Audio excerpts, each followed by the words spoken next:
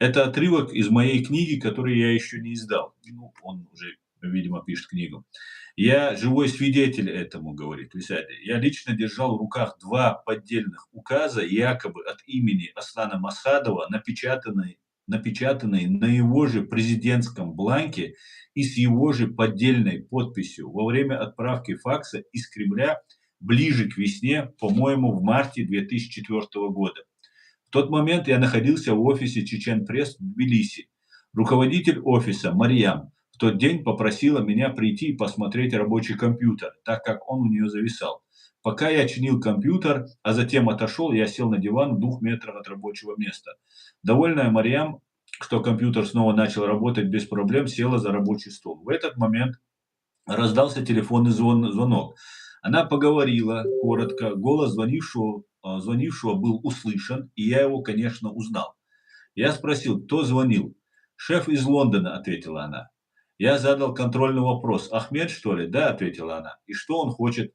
«Просит, чтобы я опубликовала пару постановлений от имени Масхадова». Я продолжил смотреть в телефон и отвечать на СМС. Через максимум 5 минут после разговора Закаева со своей подчиненной факс автоматически начал шуметь и принимать отправку. Я сразу подошел к факсу и взял в руки первую страницу, затем вторую. Это были 2 указа на президентском бланке за подписью Аслана Масхадова в момент их отправки. По привычке я взглянул на номер отправителя. Вверху листа числился московский номер +7 495. Я был удивлен. Как так? Этого не может быть.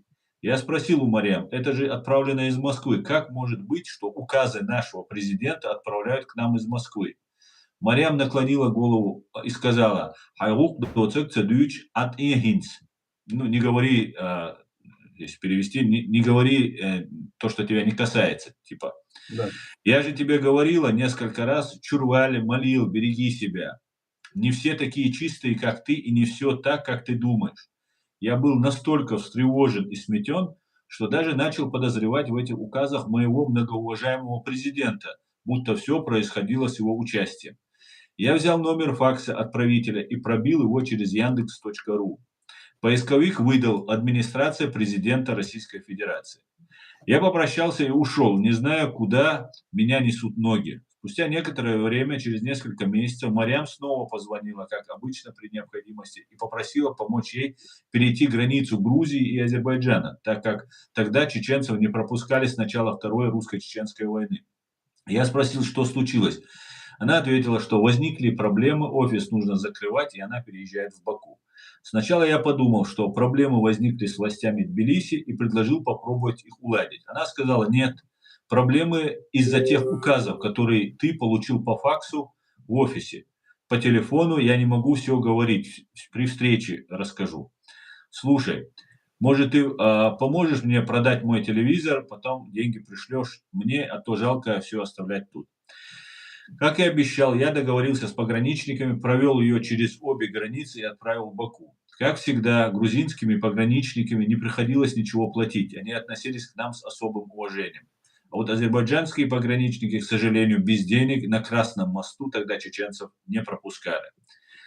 И когда вот он написал вот этот текст, я вспомнил, что в 2021 году, буквально за несколько месяцев до начала широкомасштабного вторжения фашистской России в Украину, как человек из правительства, так называемого, Ахмеда Закаева, вербовал меня на работу на российскую разведку против Украины. И несмотря, это тоже для меня был шок, конечно, несмотря на это, сейчас он туда летает, и Украина абсолютно этому не препятствует. Вот такой вот интересный получился рассказ от Висади. Большое ему спасибо, это ценно.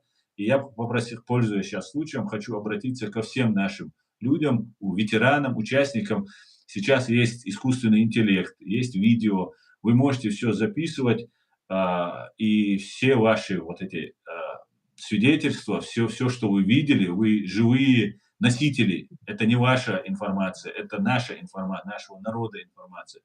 Да, некоторая информация чувствительная, небезопасная, ее пока публиковать не надо, но вы обязаны сохранить это. Это ваш долг перед народом, перед Богом, перед всеми нами, перед всеми теми, кто погиб у нас. Вот такая вот, интересная беседа у меня получилась. Я понял.